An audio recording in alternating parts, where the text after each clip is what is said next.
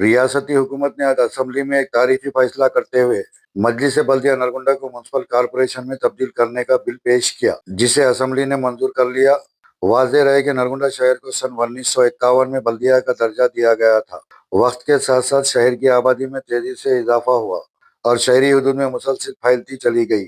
बढ़ती हुई आबादी, शहरी जरूरियात और तरक्याती तकाज़ों को मद्देनजर रखते हुए रियासती हुकूमत ने आज नरगुंडा मस्जिद से बल्दिया को म्युनिसिपल कॉरपोरेशन का दर्जा दे दिया।